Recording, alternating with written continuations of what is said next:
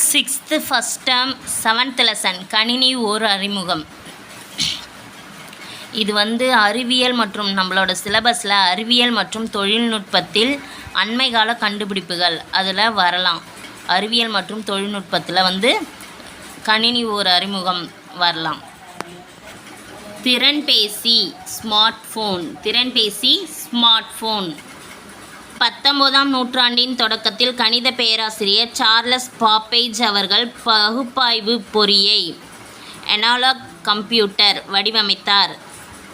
அவர்தான் கணினியின் தந்தை எனவும் அழைக்கப்படுகிறார். கணினியின் தந்தை யார்னா சார்லஸ் பாப்பேஜ். எந்த நூற்றாண்டில் கணினியை கண்டுபிடித்தார், அந்த வடிவமைத்தார்னா 19ஆம் நூற்றாண்டில்.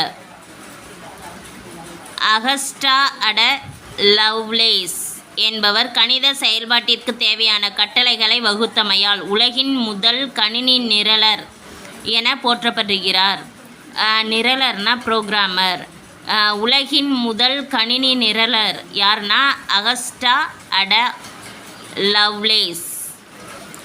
முதலில் அபாக்கஸ் என்ற கருவியை தான் கணக்கிட பயன்படுத்தினார்கள். முதல்ல கணக்கிட பயன்படுத்திய கருவி எதுன்னு கேட்டால் அபாக்கஸ். நாம் தற்போது பயன்படுத்துவது 5ஆம் தலைமுறை கணினி.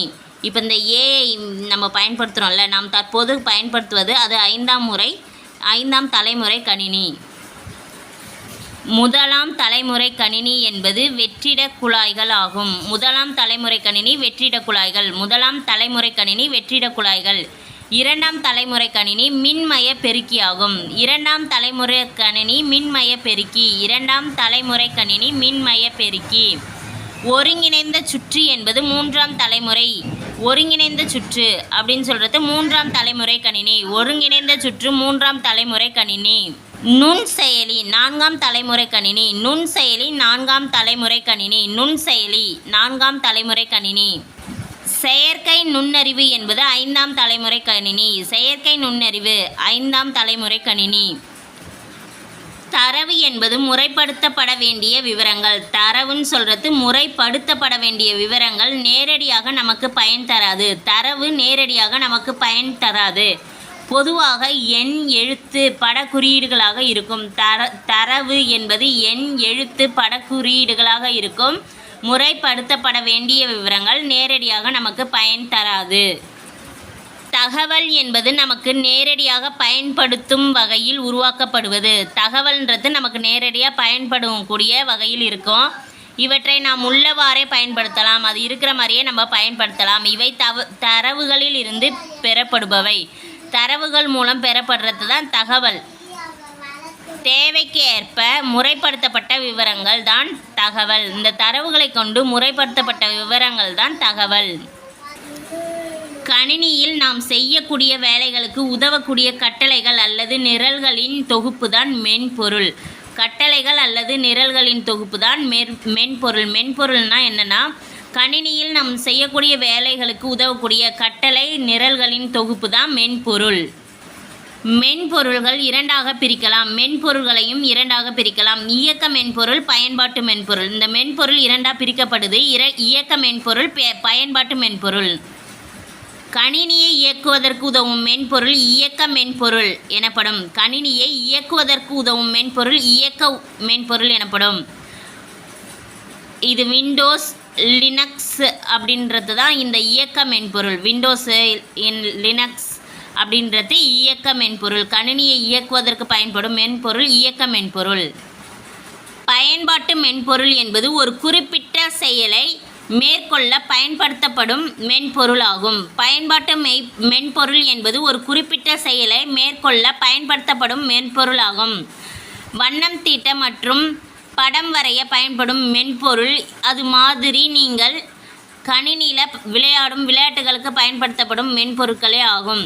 இந்த பயன்பாட்டு மென்பொருள்னால் படம் வரைகிறதுக்கு, கலர் அடிக்கிறதுக்கு, நம்ம விளையாடுறதுக்கு பயன்படுத்தப்படக்கூடிய மென்பொருள்கள் பயன்பாட்டு மென்பொருள் ஆகும். கணினியில் இருக்கக்கூடிய மென்பொருள்களை செயல்படுத்துவதற்கு உதவக்கூடிய கணினியின் பாகங்களே வன்பொருட்கள் எனப்படும். ஹார்ட்வேர். கணினியில் பயன்படுத்தக்கூடிய இருக்கக்கூடிய மென்பொருட்களை நம்ம செயல்படுத்துவதற்கு உதவக்கூடிய கணினியின் பாகங்கள் தான் வன்பொருட்கள் எனப்படும். நாம் நினைப்பதை கணினிக்குள் உள்ளீடு செய்வதற்கு உதவுபவை உள்ளீட்டு கருவிகள் ஆகும். நாம் நினைப்பதை கணினிக்குள் உள்ளீடு செய்வதற்கு உதவுபவை உள்ளீட்டு கருவிகள் ஆகும். இன்புட்ஸ் யூனிட்ஸ்ன்னு சொல்லுவாங்கள்ல, அதுதான் உள்ளீட்டு கருவிகள். எடுத்துக்காட்டாக இந்த இன்புட் யூனிட்ஸ் என்னென்னா விசைப்பலகை, கீபோர்ட், சுட்டி, மவுஸ் போன்றவை. நம் உள்ளீடு செய்த செய்திகளை, தகவல்களை வெளிக்கொணரும் கருவிகள் வெளியீட்டு கருவிகள் ஆகும். அவுட்புட் யூனிட்ஸ் எடுத்துக்காட்டாக அச்சுப்பொறி, பிரிண்டர், கணினி திரை, மானிட்டர் போன்றவை அவுட்புட் யூனிட்ஸ். சிபியுனா என்னென்னா உள்ளீட்டு கருவிகள் மூலமாக நாம் கொடுக்கக்கூடிய கட்டளைகளை புரிந்து கொண்டு பணிகளை செய்யக்கூடியது. சிபியு சென்ட்ரல் ப்ராசஸிங் யூனிட் ஆகும். அபாகஸ் மணிச்சட்டம், அபாகஸ்னா மணிச்சட்டம். கம்ப்யூட்டர் கணினி. ஆர்கிடெக்சர் கட்டமைப்பு வடிவமைப்பு. கமாண்ட் கட்டளை. கால்குலேட்டர் கணிப்பான், கணக்கிடும் கருவி. செல்போன் கைபேசி, மொபைல் அலைபேசி. டேப்லெட் கைக்கணினி, தொடுதிரை கணினி, வரைபட்டிகைன்னு சொல்லப்படுது டேப்லெட். டேட்டா தரவு, முறைப்படுத்தப்பட வேண்டிய விவரங்கள். தரவுனா முறைப்படுத்தப்பட வேண்டிய விவரங்கள், தகவல்னா முறைப்படுத்தப்பட்ட விவரங்கள். இன்ஃபர்மேஷன் தகவல், முறைப்படுத்தப்பட்ட விவரங்கள். எலக்ட்ரானிக் மெஷின் மின்னணு இயந்திரம், மின்சாரத்தால் இயங்கும் இயந்திரம். அனலாக் கம்ப்யூட்டர் குறியீடுகளை பயன்படுத்தி கணக்கிடும் கருவி. Analog computer. ஸ்மார்ட் ஃபோன் திறன்பேசி. போஸ்ட் ஆஃபீஸ் தபால் நிலையம். ஆட்டோமேட்டட் டெல்லர் மெஷின் ஏடிஎம் தானியங்கி பண இயந்திரம். கீபோர்டு விசைப்பலகை. சாஃப்ட்வேர் மென்பொருள், ஹார்ட்வேர் வன்பொருள். பிரிண்டர் அச்சுப்பொறி. மவுஸ் சுட்டி. புரோகிராமர் நிரலர். கணினியின் தந்தை என அழைக்கப்படுபவர் சார்லஸ் பாப்பேஜ்.